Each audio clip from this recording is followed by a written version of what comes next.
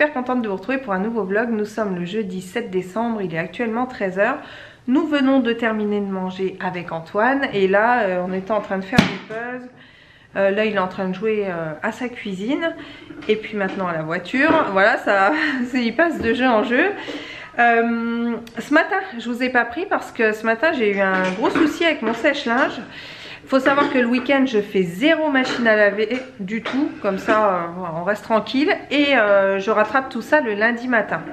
Le dimanche soir je lance une machine que je programme pour la nuit et je récupère comme ça mon linge le lundi matin, je mets ça dans mon sèche-linge, tout ça et ça s'enchaîne. Voilà, je fais trois machines en général.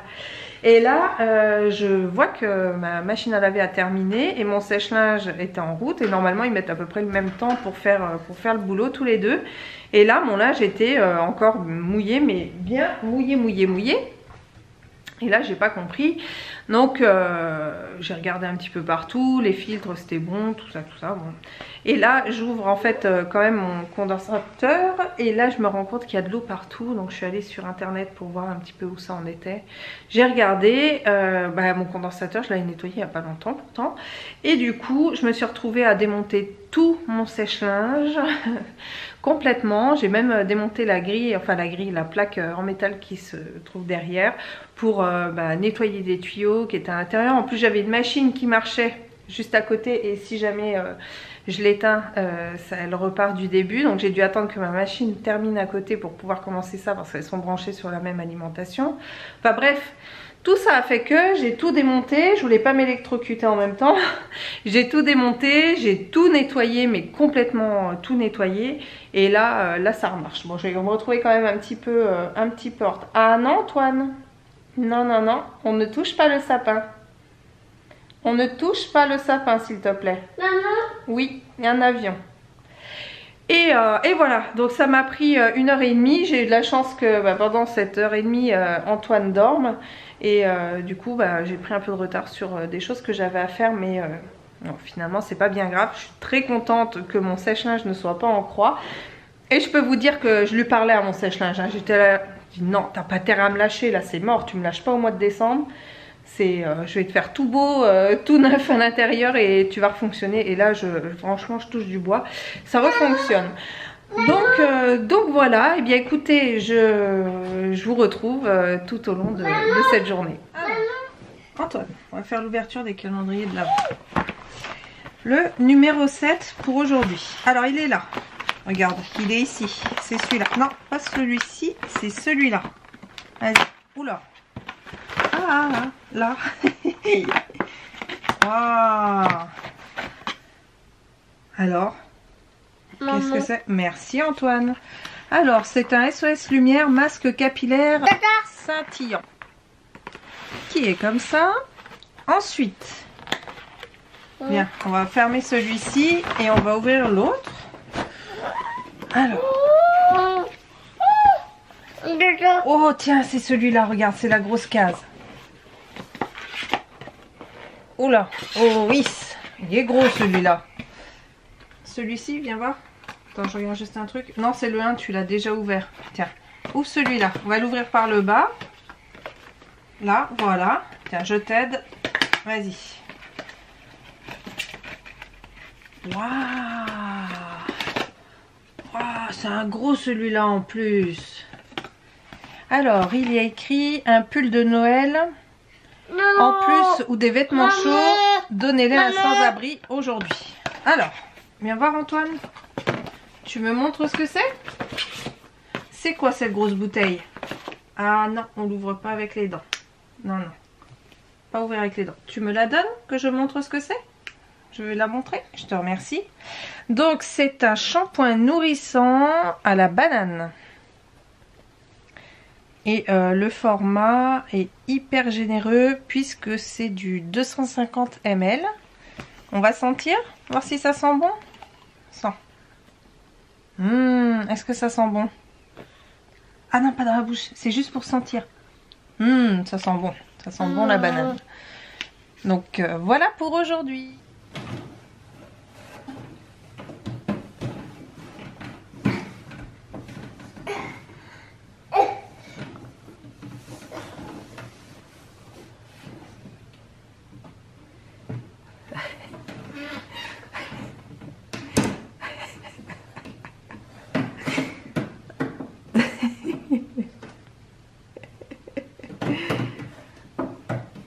on se retrouve, il est 15 h, donc vous m'accompagnez dans ma pause café. Et comme je vous l'avais dit, quand au moment des pauses comme ça, je prendrai une question qui m'a été posée. Et là, c'est une question qui a été posée par Oclem, donc sous mon vlog que vous voyez aujourd'hui, mais pour vous qui sera d'hier. Et qui me met: j'aurais aimé ton retour sur la pâte auto-durcissante que tu as réalisée toi-même. Elle se travaille aussi bien que l'industriel de ton DIY, point d'interrogation. Alors, elle se travaille exactement de la même manière. Ça va être la même chose, à l'emporte-pièce, elle va être aussi maniable. Le truc, c'est qu'elle va sécher plus vite. C'est-à-dire que, donc pour ce qui est de la pâte faite maison, c'est-à-dire que quand on va la travailler, au bout d'un certain temps, on va dire à peu près une demi-heure de modelage, elle va commencer à s'effriter. Et là, ça va être beaucoup plus compliqué de faire des choses relativement fine avec, et en général quand elle commence à s'effriter, c'est que ça y est, c'est terminé. Tandis que la pâte du commerce, là par contre on peut la travailler quand même beaucoup plus longtemps. Un autre truc, c'est sur l'aspect visuel par la suite. Ça, c'est des petites décos que j'avais fait il y a 3 ans peut-être, ouais, peut-être 3 ans. Et vous voyez, elles sont là, il n'y a pas de problème. Le truc, c'est que c'est quand même fragile, c'est beaucoup plus fragile que de la pâte industrielle. Si la création tombe par terre, elle va se casser, quoi. Tandis que la pâte Giotto ou la pâte Das, si ça tombe, ça craint pas. Peut-être que selon comment elle tombe, elle risque de casser, mais non, ça va quand même, c'est quand même beaucoup plus solide. Il y a aussi sur l'aspect visuel, la pâte faite maison, elle va être un petit peu plus rugueuse, et du fait qu'elle soit fragile, justement, quand on veut par exemple limer les côtés, poncer un petit peu dessus, moi j'ai toujours un petit peu peur de la briser en la travaillant après séchage, quoi. Donc voilà pour à peu près les différences. Moi, ce que j'aime bien dans la pâte faite maison, c'est qu'on prépare ça. Si on n'a pas on a les ingrédients sur place, si on n'a pas de pâte Giotto dans ses placards, et à ça on a tout ce qu'il faut. C'est des choses qui se trouvent facilement, on peut faire les quantités qu'on veut, c'est quand même pas mal. La Giotto, elle par contre, il faut quand même bien la conserver dans une boîte hermétique, un sachet hermétique. Elle a quand même une date d'utilisation, c'est pas le truc que vous allez garder des années sous boîte ou sous plastique. Après, elle se trouve quand même relativement facilement, la pâte Giotto. Maintenant on la trouve quand même dans les magasins de loisirs créatifs sans problème. Dire laquelle est le mieux, après ça dépend. Si c'est pour faire une décoration de Noël, par exemple avec l'empreinte du pied de votre enfant, moi je vous conseillerais plus d'aller sur une Giotto, parce que elle durera plus longtemps, et puis vous n'allez pas flipper de la faire tomber et la casser, et là le souvenir d'il y a 3-4 ans du pied de votre enfant brisé par terre, c'est pas génial. Donc pour la robustesse, je dirais que Giotto est mieux. Par contre, celle maison on trouve partout. C'est une activité qui est super sympa à faire avec les enfants, justement, de faire la recette et ensuite de l'étaler, après de la modeler, d'attendre le séchage, tout ça, enfin, ce qui est aussi valable pour la plastic rock. Moi je trouve que c'est des super activités manuelles, alors pas forcément à faire qu'avec les enfants, loin de là, mais à faire même avec des adultes, ça peut être cool. Vous faites un atelier réalisation de sujets de Noël, ça peut être cool. Voilà, et bien écoutez, là je vais aller vider mon sèche-linge qui est en train de m'appeler, je sais pas si vous l'entendez derrière, et puis eh bien je vous retrouve après. J'ai trouvé une belle surprise dans ma boîte aux lettres en allant chercher le courrier. Donc ça vient de la marque Wuyar. Donc ce sont des bijoux, ils font des bijoux en plaqué or ou en argent. Et la marque m'a gentiment envoyé 2 modèles que j'ai choisis.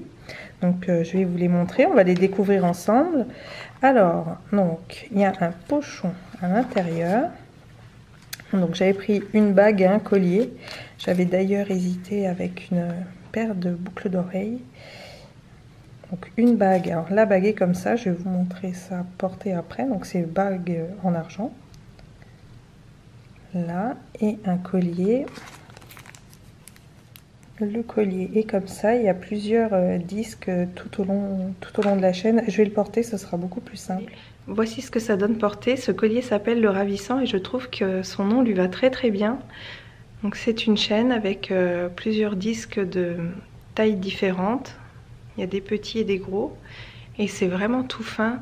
Alors là, je l'ai mis à cette hauteur-là. C'est la hauteur intermédiaire. Mais on peut le mettre soit plus court ou soit plus long pour faire des superpositions. Et il est vraiment super chouette. Alors ce sont des bijoux qui sont made in France. Et une chose aussi qui est bien, c'est que pour chaque bijou, 0,50 centimes d'euros sont reversés à une association. Il y a la SPA, Action contre la faim, la Ligue contre le cancer. Et puis là, ils avaient aussi l'OMS pour le Covid. Donc non, il est super beau, je vais le garder. Je vais pas remettre mon collier habituel, je vais le garder parce que là, je le trouve vraiment super mignon. Et puis je le porterai peut-être en association avec l'autre, avec des niveaux différents, ça va être sympa. Et je vais vous montrer ce que donne la bague. La bague portée donne ça. Et ce qu'il y a de bien, c'est qu'elle est réglable. Donc je peux la mettre au doigt que je veux. J'ai le choix. Elle s'appelle la Généreuse, celle-ci. Elle est très très jolie, donc elle est en argent. Comme je vous disais, c'est soit en argent, soit en plaqué or. Et ça ne bouge pas. On peut prendre sa douche avec, utiliser du savon, tout ça. Ça ne bouge pas. Et du coup, j'ai regardé, je vous mets un code promo. Et les fameuses boucles d'oreilles, je vous mettrai une photo pour vous montrer parce que j'ai vraiment quand même pas mal hésité avec. Les boucles d'oreilles s'appellent les rêveuses. Elles sont vraiment toutes fines, toutes discrètes. Enfin, ce que j'aime bien. Puis j'ai plus vraiment de boucles d'oreilles que je mets tout le temps. Et puis j'aimerais trouver une paire justement que je peux garder aux oreilles sans problème, sans les enlever. Et elles sont à 42 €, mais avec mon code promo, ça me les ferait à 33,60 €. Je ferai une économie de 8,40 €. Donc je pense que je vais me laisser tenter. On se retrouve, il est 18 h. Donc là, les enfants sont en train de jouer dans la chambre de Martin. Et là, moi, je suis devant le chantier interdit. Où mon mari est en train de finir de peindre un dernier mur et de poser les réglettes, c'est ça? Oui. Ça va bientôt être fini en fait, hein. Il reste à peu près combien de temps, grosso modo, hein? 2 jours.